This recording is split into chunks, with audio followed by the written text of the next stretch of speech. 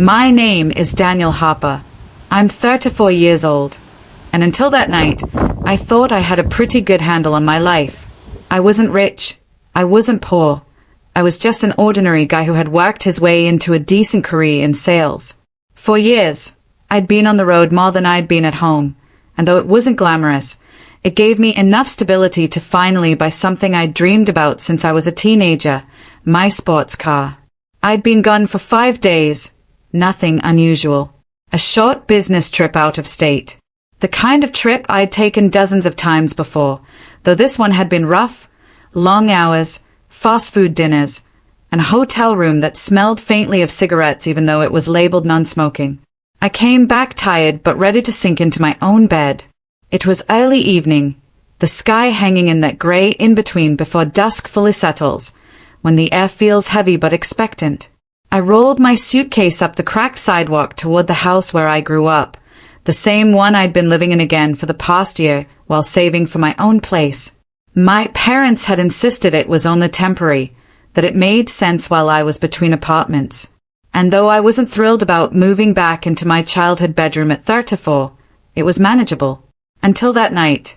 The first thing I noticed wasn't the lights in the windows or the faint smell of dinner wafting out the front door.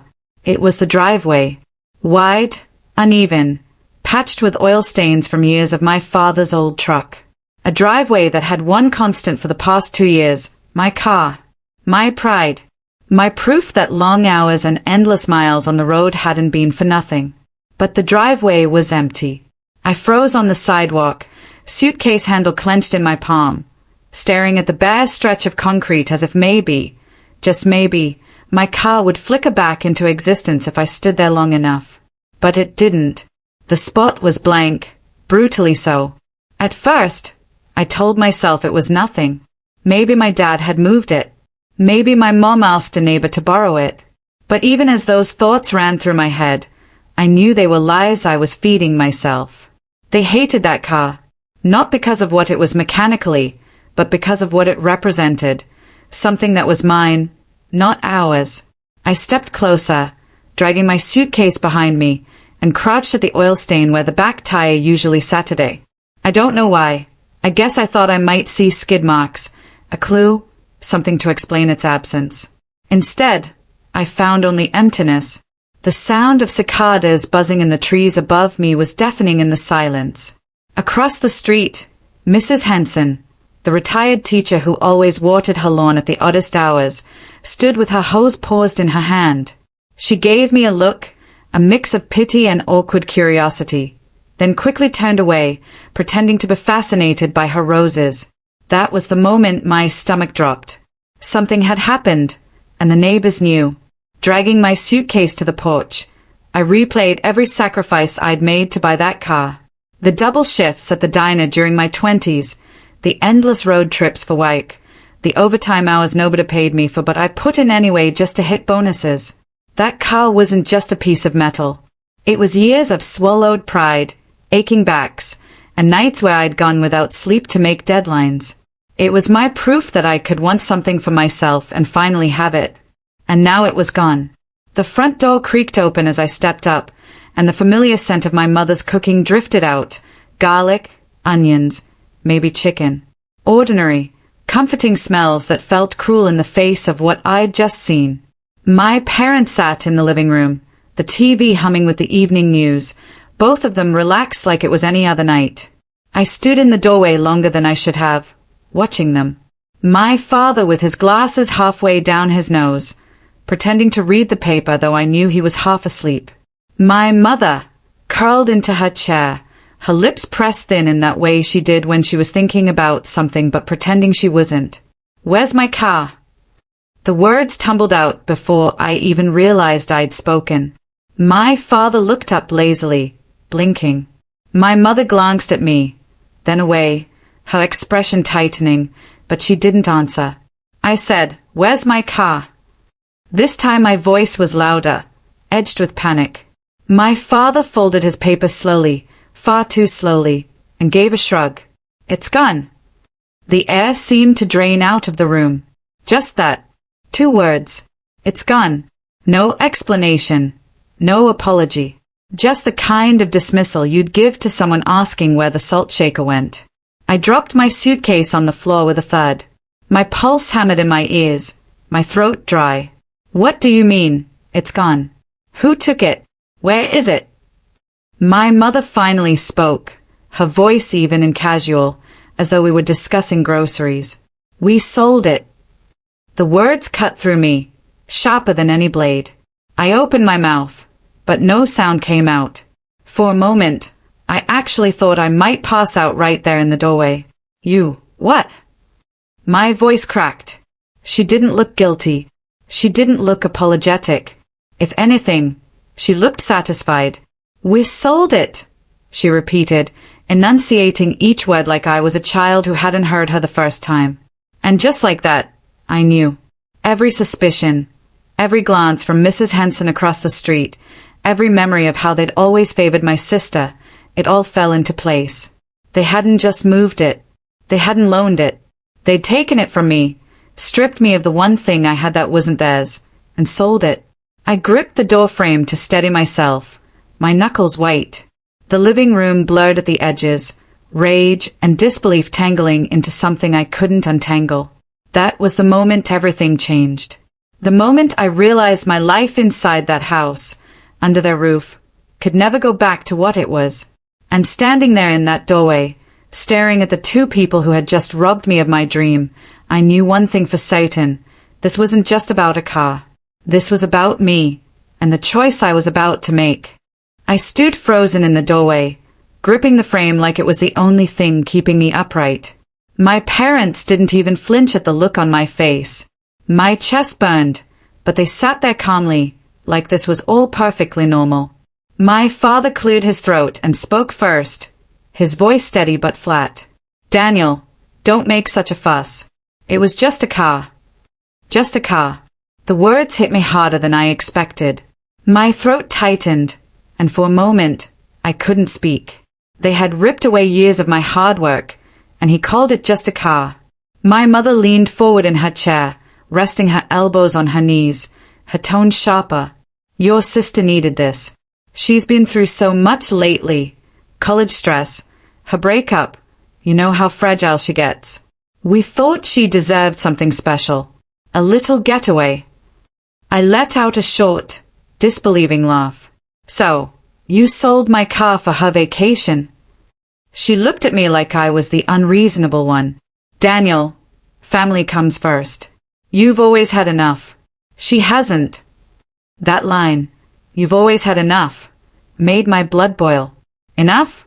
I thought back to my 20s, working 2 jobs just to keep the lights on, saving every spare dime while she got new phones, new clothes, and free rent.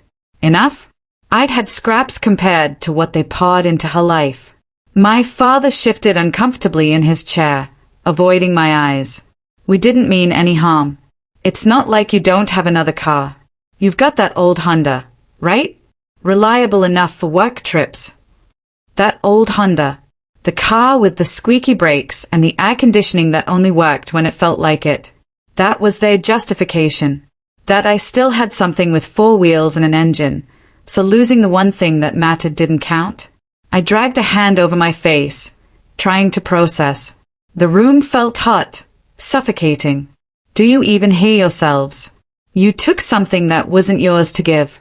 Do you realize what that car meant to me? My mother's eyes narrowed, her voice clipped. It was sitting there, Daniel, collecting dust most of the time. You gone half the month. Why should it sit idle when it could actually help someone? That cut deeper than she knew. I had left it in the driveway proudly every morning before trips, a reminder that what I did, the long days, the endless driving, was worth it. But to her, it was idle, wasted, nothing more than a shiny toy. For a moment, silence stretched between us. The only sound was the hum of the refrigerator in the kitchen and the muffled voice of the news anchor on the TV. I stared at them, and they stared back with the kind of stubbornness that told me they weren't going to apologize. I pushed my suitcase aside and stepped into the living room, my voice shaking now. Do you even understand what you've done? That car wasn't just metal. It wasn't just paint and tires. It was mine. and you sold it behind my back, for her." My father sighed, like I was being dramatic. "Daniel, don't make this bigger than it is. We did it for family. You'll understand one day." That line, "you'll understand one day," was his favorite whenever he didn't want to face responsibility. He'd used it when I was a teenager, when they skipped my birthday to attend my sister's recital. He'd used it when I was 20, working double shifts while my sister's college tuition drained every account. And now he was using it again. But I wasn't a kid anymore. "Understand?" I snapped. My voice cracked through the room, startling even myself. "You took the one thing I worked for, the one thing that was mine, and you handed it over like it was yours to give." My mother straightened in her chair, her lips curling in a faint smoke. "Don't be so dramatic. You're acting like we burned your house down. We did what was right for our daughter. Our daughter. Not their children. Not their son and daughter. Just their daughter." That slip of the tongue stung in a way I didn't expect, carving out every memory of favoritism I had buried deep. The tension in the room thickened until I felt I could choke on it. I walked toward the window, staring at the empty driveway lit by the porch light. So that's it. Years of my sweat, my savings, my sacrifices, gone. Just so she could sip drinks on a beach somewhere. Neither of them corrected me. Neither of them denied it. My father finally stood, placing his paper on the armrest with deliberate calm. He rubbed the back of his neck and muttered, "We'll make it right somehow. Maybe we can help you get another one down the line." I spun around. "Make it right? With what? You think you can replace that? Do you even know how long I saved? How much I worked for it?" His eyes darted away again, the guilt he refused to say out loud etched in his face.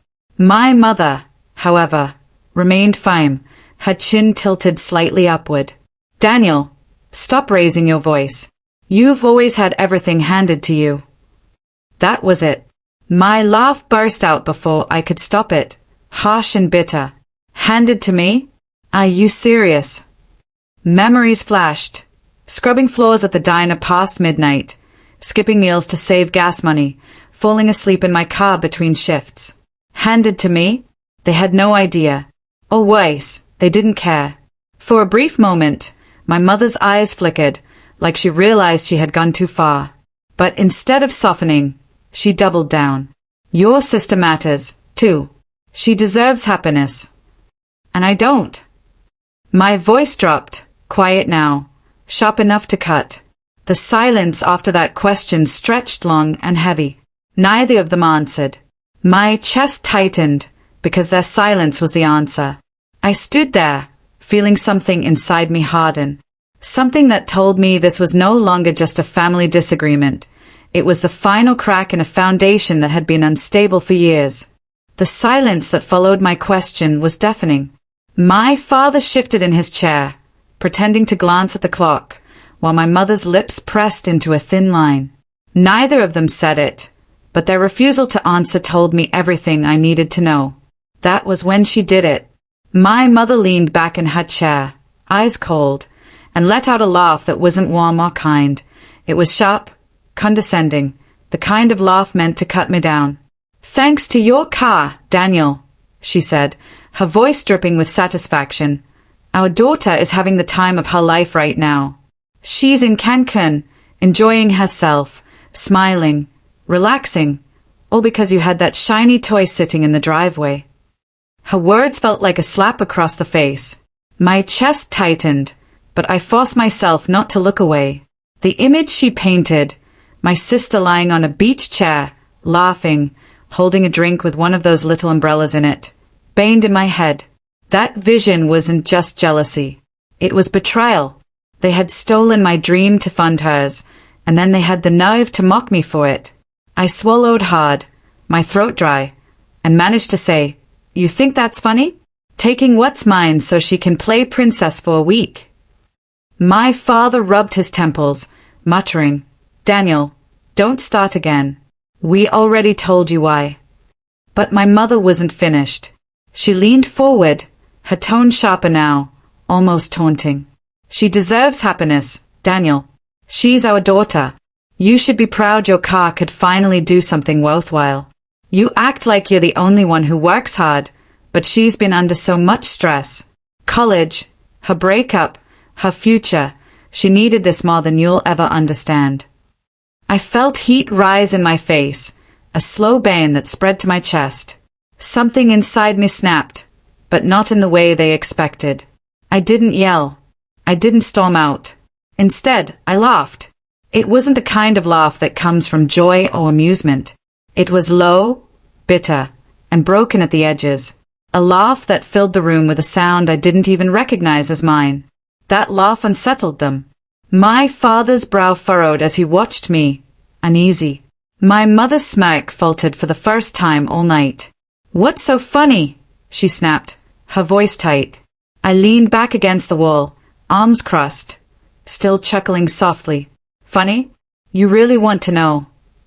My eyes locked on hers, and for the first time, I saw a flicker of doubt in her gaze. The room shifted in that moment.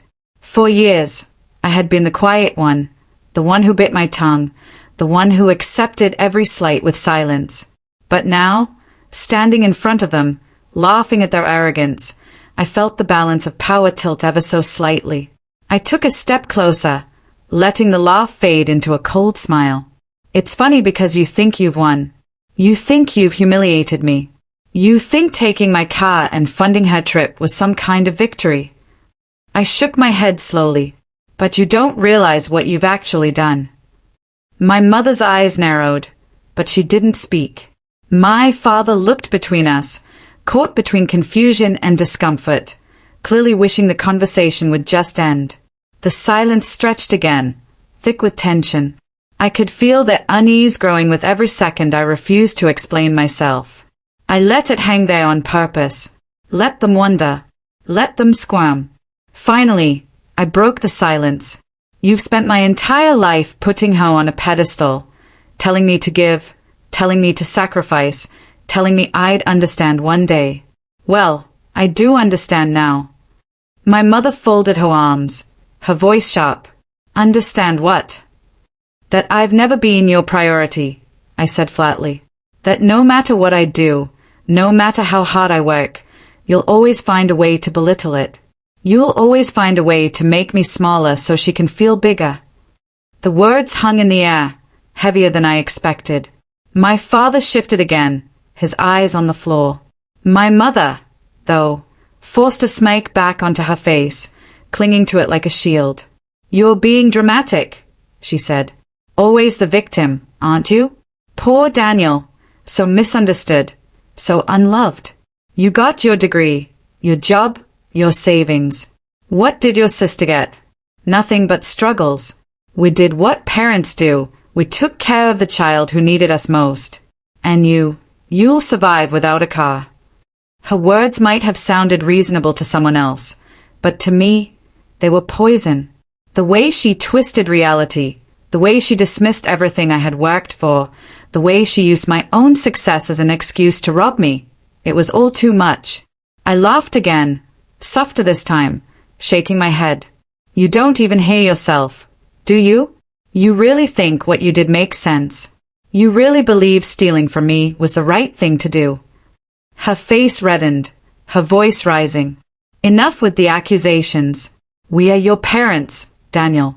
We've done everything for you. Don't you dare stand there and make us the villains." I locked eyes with her, my voice calm but cutting. "Then stop acting like them." That shut her up.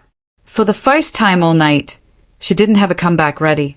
The silence that followed was heavier than any shouting match we could have had.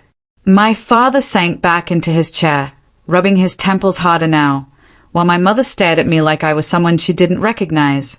Maybe she was realizing I wasn't the boy who swallowed his pride anymore.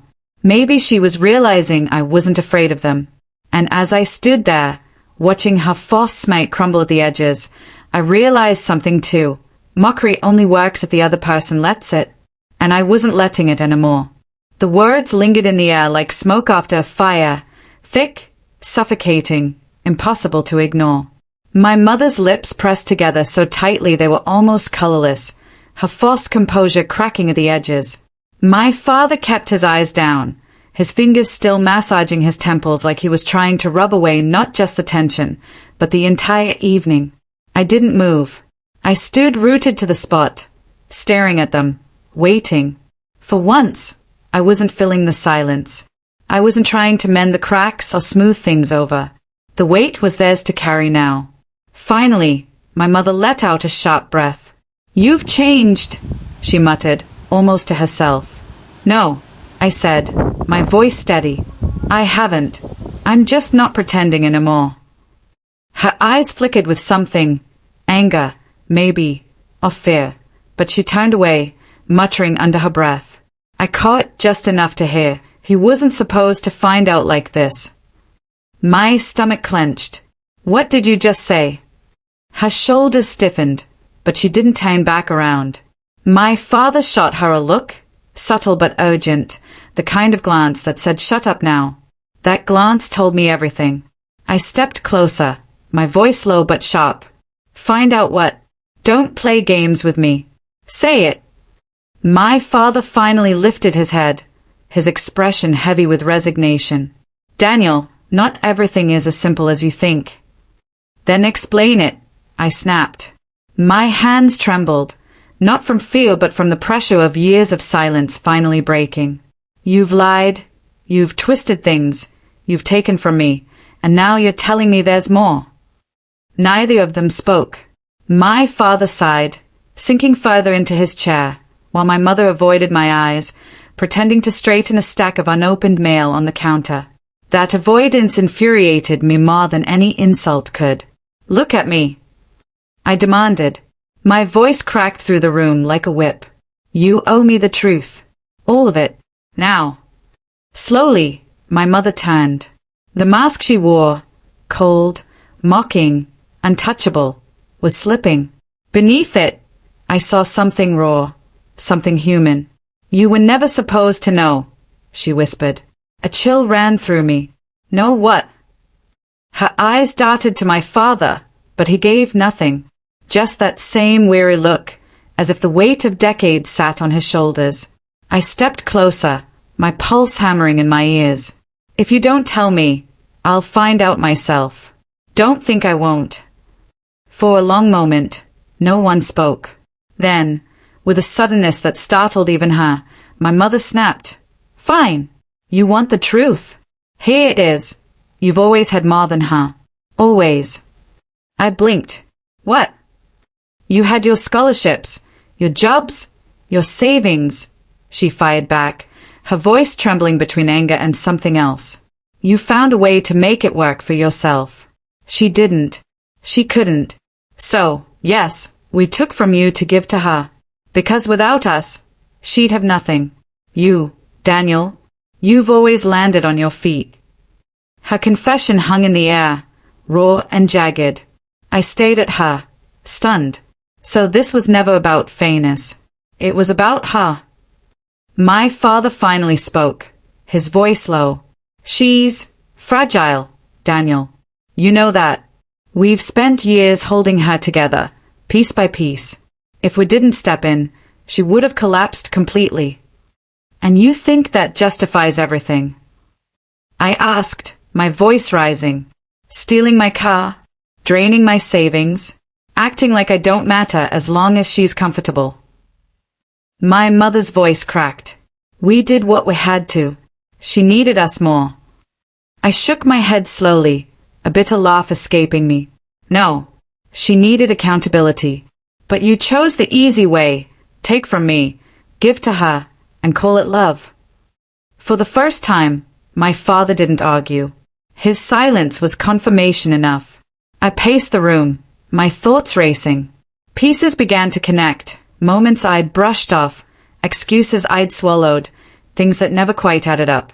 The vacations I was told we couldn't afford, yet she always seemed to go. The mysterious emergencies that drained money from my accounts but somehow never touched theirs. The favoritism I felt but never dared name. It all snapped into place with brutal clarity. I stopped pacing and faced them. "So all these years, you weren't supporting both of us. You were feeding one and bleeding the other dry. Neither of them spoke. My father stared at the floor. My mother pressed her lips together again, eyes glassy but unyielding. And then another thought hit me, heavier than the rest. How long? My voice was quiet, almost a whisper. How long have you been doing this? My mother flinched. My father finally met my eyes, his expression somber. Longer than you realize. The room tilted, my breath catching in my chest. So my sacrifices, the late nights, the skipped meals, the extra shifts, you let me think it was all for survival. But it wasn't, was it? It was so she could live comfortably while I struggled. My mother's eyes glistened, but her voice was defiant. We did it for her future. I stared at her, the weight of her words pressing down on me like a stone. My voice was steady, but inside, I was unraveling. And what about mine? Her silence was the answer. For a long time, none of us moved. The only sound was the faint ticking of the kitchen clock. My chest rose and fell with uneven breaths, my mind a storm of betrayal and clarity. Finally, I spoke. You didn't just take my car. You didn't just take my money. You took my trust, and you can't buy that back. My father's shoulders slumped. My mother's gaze fell to the floor. For once, neither of them had anything left to say. The silence after my words wasn't peaceful. It was suffocating, pressing down on every corner of the room. My chest heaved. The weight of years of betrayal finally clawed out into the open, raw and undeniable. My mother's eyes stayed fixed on the floor as if staring hard enough might erase everything I had just said. My father looked older than I had ever seen him, shoulders caved, his once commanding voice gone. I waited for one of them to speak, to offer something, an apology, an explanation, even another excuse. Anything. But there was nothing. Just the steady tick of the clock on the wall, each second carving deeper into the truth that this conversation had reached its end. Something inside me shifted then. The anger, the disbelief, the grief, they didn't vanish, but they settled into something colder, steadier. Resolve. I bent down slowly, picked up my jacket from the back of the chair, and slid it over my shoulders. The sound of the zipper seemed unnaturally loud in the stillness of the room. My mother finally whispered, her voice fraying at the edges. Daniel, don't go. I froze for a second, my hand resting on the doorknob. My name on her lips used to feel like safety. Now it felt like chains. I turned back, meeting her watery gaze. Why should I stay? I asked, my voice quiet but firm. You've made it clear where I stand in this house, and it's not beside you. Her face crumpled, and for the first time, I thought she might actually break. But my father reached out, placing a hand on her arm as if to hold her together. He didn't look at me. He couldn't. I opened the door, the cool night air rushing in to meet me. The contrast was striking, the inside of the house heavy, suffocating, stale, the outside alive, crisp, untamed. As I stepped out, my mother's voice rose again, more desperate this time. If you walk out now, don't expect to come back. The words hit me like a slap, sharp and final. I paused on the threshold, my back to them. For a long moment, I let the sting of it wash over me. Then, without turning around, I said, maybe that's for the best. And I stepped into the night. The gravel crunched beneath my shoes as I made my way down the familiar path that had carried me home countless times. But tonight, it didn't feel like home. It felt like an exit. The porch light behind me cast a long shadow ahead, stretching toward the street as if urging me forward. When I reached my car parked at the curb, I hesitated. My hands gripped the steering wheel, knuckles white, as the weight of what I'd just done sank in. Walking away wasn't just leaving the house. It was severing ties, burning bridges I once thought unbreakable.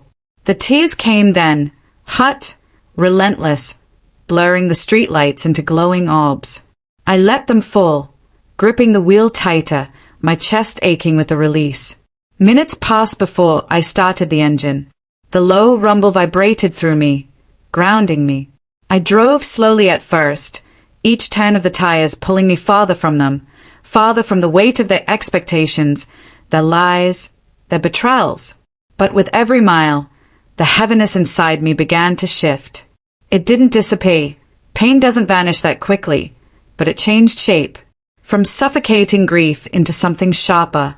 Determination. I didn't know where I was going yet, but I knew one thing for certain. I wasn't going back. The city lights glimmered ahead as I pulled into a gas station on the outskirts of town. I stepped out, the cold night air biting at my skin. The fluorescent hum of the overhead lights filled the empty lot, broken only by the occasional rumble of a passing truck. Inside the convenience store, the cashier barely glanced up as I grabbed a bottle of water and some snacks.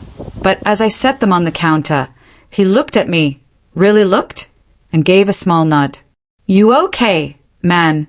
he asked, his voice casual but carrying a kind of quiet concern. For a moment, I almost laughed. A stranger saw me more clearly than my own parents ever had. I swallowed hard and forced a smile. "Getting there," I said. Back in the car, I sat for a while, sipping the water, staring at the empty road stretching ahead. The freedom of it was terrifying, but also exhilarating. For the first time, the path wasn't laid out for me. It was mine to choose. The memories of the house, of their faces when the truth came out, tried to claw their way back in. I let them come, but I didn't let them anchor me. Instead, I whispered into the silence, "I'm done." And I meant it. Hours later, I pulled into a small motel off the highway. The neon sign buzzed faintly, casting red and blue glows across the cracked pavement. The clerk slid a key across the counter without much conversation, and I carried my bag into the tiny room that smelled faintly of old carpet and cleaner. It wasn't much, but it was mine. I dropped onto the bed, staring at the ceiling. My mind replayed everything, the mocking smile, the truth revealed, the final words at the door. Each memory was a wound, but strangely, each wound felt like proof. Proof that I had finally chosen myself. Sleep came in restless waves, but when the sun broke through the thin curtains the next morning, I felt different. Tired, yes. Hurt, absolutely. But lighter. Freer. I stood at the window, watching the cars pass by on the highway, each one carrying someone toward a destination they had chosen. For the first time in a long time, I realized I had that same power. Walking away wasn't just about leaving them behind. It was about stepping into my own life, no longer bound by the chains they had forged. And though I didn't know exactly where I was headed, I knew this much. I was finally moving forward.